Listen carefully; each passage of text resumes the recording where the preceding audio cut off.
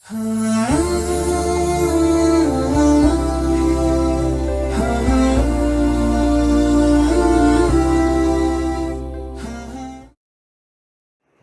علیکم ورحمۃ اللہ وبرکاتہ۔ الحمدللہ رب العالمین والصلاة والسلام علی رسولہ الکریم، اما بعد۔ اعوذ باللہ من الشیطان الرجیم، بسم اللہ الرحمن الرحیم۔ رب اشرح لی صدری ویسر لی امری واحلل عقدۃ من لسانی یفقہوا قولی۔ آج ہم تراویح پہ بات کریں گے انشاءاللہ۔ تراویح کیا ہے؟ تراویح وہ نفل نماز ہے جو ہم رمضان کے مہینے میں عشاء کے بعد پڑھتے ہیں۔ تراویح دراصل عام دنوں کی تہجد نماز ہے اور اس کا وقت عشاء سے لے کر فجر تک کا ہے۔ آپ نے قیام اللیل کا لفظ بھی سنا ہوگا، تو یہ تینوں تہجد، تراویح اور قیام اللیل، یہ تینوں ہی ایک ہی نماز کے مختلف نام ہیں کیونکہ وہ رات کے مختلف اوقات میں پڑھے جانے والے ہیں۔ مثال کے طور پر زوال کے بعد پڑھی جانے والی نماز کو ہم ظہر کہتے ہیں، شام کی نماز کو عصر اور رات کی نماز کو عشاء۔ تو ان سب میں ہم 4 ہی رکعت پڑھتے ہیں اور ایک ہی طرح کی نماز ہے یہ، لیکن وقت کے لحاظ سے نماز کا نام بدل جاتا ہے۔ تو اسی طرح تہجد، تراویح اور قیام اللیل بھی ہیں۔ تہجد کیا ہے؟ رات کے آخری تہائی میں، رات کے بالکل آخری حصے میں پڑھی جانے والی نماز ہے، اور تہجد میں ہم آدھی رات کے بعد اپنی نیند کو توڑ کر اٹھ کر پڑھتے ہیں۔ اس کے برعکس جو تراویح ہے وہ تہجد ہی کی نماز ہے، اس کو ہم رمضان میں مقدم کرتے ہیں، یعنی عشاء کے ساتھ تہجد بھی پڑھ لی جاتی ہے اور اس نماز کو تراویح کا نام دے دیا گیا۔ اور عشاء کے بعد سے لے کر فجر سے پہلے تک جو بھی نماز پڑھی جاتی ہے تو اس کو قیام اللیل کہتے ہیں، رات کا قیام، رات کی نماز۔ تو قیام اللیل پوری رات پڑھی جانے والی نماز ہے، خاص طور پر آخری عشرے میں جب تراویح اور تہجد دونوں نمازوں کا اہتمام ہوتا ہے، اپنے اپنے وقت پر پڑھی جاتی ہیں۔ اس کی مزید وضاحت انشاءاللہ جب آخری عشرے کا ٹاپک ہم کور کریں گے تو پھر اس میں مزید اس کا خلاصہ ہو جائے گا۔ تو لہٰذا قیام اللیل، تراویح اور تہجد ایک ہی نماز ہے، لیکن وقت بدلنے سے اس کا نام بھی بدل جاتا ہے۔ شروع میں نے بتایا تھا کہ تراویح نفل نماز ہے، وہ فرض نہیں ہے۔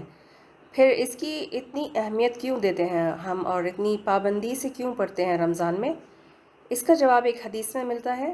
نبی اکرم صلی اللہ علیہ وسلم نے فرمایا، من قام رمضان ایمانا واحتسابا غفر له ما تقدم من ذنبہ۔ جس نے ایمان کے ساتھ اور ثواب کی نیت سے رمضان کی راتوں میں قیام کیا، یعنی نماز پڑھی، اس کے گزشتہ سارے گناہ معاف کر دیے جائیں گے۔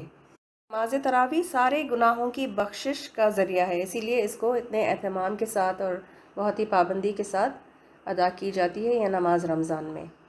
اسی طرح کی ایک حدیث ہم نے روزے کے لیے بھی پڑھی تھی پہلے، جو رمضان کے روزے رکھے من صام رمضان، اس میں یہ الفاظ آتے ہیں، اور یہ دوسری حدیث ہے من قام رمضان، مطلب جس نے رمضان کی راتوں میں کھڑا ہوا، مطلب نماز پڑھا۔ عام دنوں میں اکیلے اٹھ کر تہجد پڑھنا مشکل کام لگتا ہے، لیکن رمضان میں تراویح کے ذریعے سب کے لیے آسانی مل جاتی ہے تاکہ سب کو اس کا بھرپور اجر اور بخشش مل جائے۔ لیکن یہ فرض نہیں ہے، یہ نفل ہے، اور نبی صلی اللہ علیہ وسلم کا طریقہ یہ تھا کہ آپ صلی اللہ علیہ وسلم رمضان میں اور رمضان کے علاوہ بھی 8 رکعت نماز تہجد یا تراویح پڑھتے تھے، اور پھر 3 وتر یعنی کل 11 رکعت نماز ادا کرتے تھے۔ اور دوسری بات یہ بھی ہے کہ آپ صلی اللہ علیہ وسلم نے باجماعت صرف 3 راتیں یہ نماز پڑھائی تھی، باقی دنوں میں اپنے گھر میں پڑھ لیا کرتے تھے۔ تو آپ صلی اللہ علیہ وسلم اس لیے ایسا کرتے تھے تاکہ لوگ یہ نہ سمجھ لیں کہ یہ فرض ہے۔ تو اگر کوئی سنت پر عمل کرنا چاہے تو 8 اور 3 وتر یعنی پورے 11 رکعت پڑھ لے، کیونکہ یہی ہے سنت سے ثابت عمل۔ لیکن اس میں کوئی قید نہیں، 8 رکعت ہی پڑھنی شرط نہیں ہے، 8 رکعت تراویح منیمم ہے، آپ چاہیں تو اس سے بھی زیادہ پڑھ سکتے ہیں، کیونکہ تراویح جو ہے وہ نفل نماز ہے۔ نفل وہ ایکسٹرا چیز ہے جو بندہ اپنی دل کی خوشی اور شوق سے کرنا چاہے۔ سنت کے بعد جو بھی آپ کریں گے نا تو پھر وہ نفل کہلائے گی، اور یہ نفل جو ہے یہ ایکسٹرا عبادت ہے۔ اور بجماعت اس لیے پڑھایا کرتے ہیں کیونکہ آسانی کے لیے سب ایک امام کے پیچھے نماز ادا کر لیتے ہیں اور قرآن کو سننے کا موقع مل جاتا ہے، اور پھر رمضان کے قیام کا اجر پا لیتے ہیں سب۔ یہی ہے تراویح کی باجماعت پڑھانے کی حکمت۔ تو اس سے بات یہ سمجھ میں آئی کہ تراویح جو ہے وہ فرض نہیں، نفل ہے، نفلی عبادت ہے۔ تو اس کو بہت بڑا ایشو نہیں بنانا چاہیے کہ 8 رکعت اور 20 رکعت میں جو اختلاف کرتے ہیں اور لڑتے ہیں، تو یہ نہیں ہونی چاہیے چیز۔ جس کی جو استطاعت ہو، جتنی کیپیسٹی ہو، کیپیبلٹی ہو، وہ اتنے رکعت پڑھ لیں۔ جو نبی صلی اللہ علیہ وسلم کی سنت ہے 8 رکعت پڑھنے کی، وہ امت کی آسانی کے لیے ہے، تو اس کو کم از کم رکھا گیا۔ اگر آپ کی طاقت اس سے زیادہ کرنے کی ہو تو ضرور کریں، لیکن اس کو سنت کہہ کر پروموٹ نہیں کیا جا سکتا، کیونکہ سنت کیا ہے؟ 8 رکعت، اور آپ چاہیں تو نفلی 20 رکعت پڑھیں، 40، 50، جو بھی آپ کی استطاعت ہو، کیپیسٹی ہو، اس کو پڑھ سکتے ہیں۔ اس میں کوئی قید نہیں، کوئی روک ٹھوک نہیں ہے۔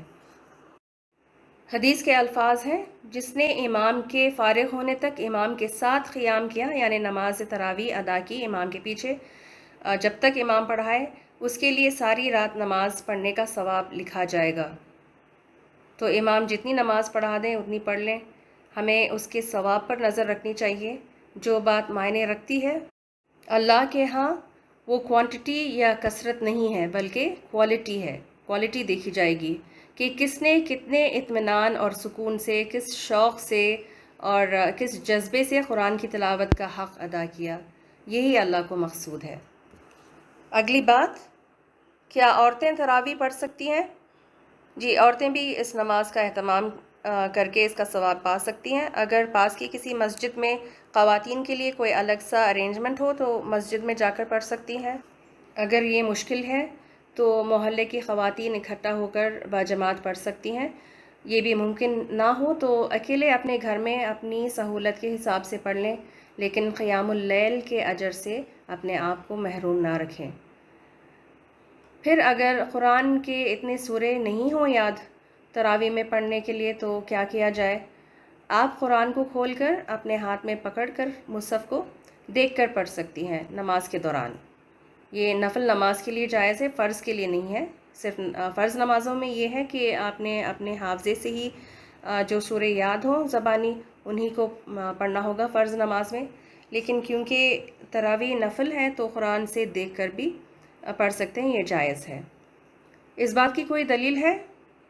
بخاری کی روایت ہے کہ ام المؤمنین عائشہ رضی اللہ عنہا کا غلام جو تھا ذخوان، ان کی امامت کراتا تھا، اور وہ دوران نماز قرآن کی تلاوت قرآن سے دیکھ کر کرتا تھا، تو ایسا کرنا جائز ہے تراویح کے لیے، لیکن لازم نہیں ہے۔ آپ چاہیں تو جو سورے آپ کو زبانی یاد ہو ان کو پڑھ سکتی ہیں، اور قرآن کی تلاوت الگ سے نماز کے بعد کر لیں۔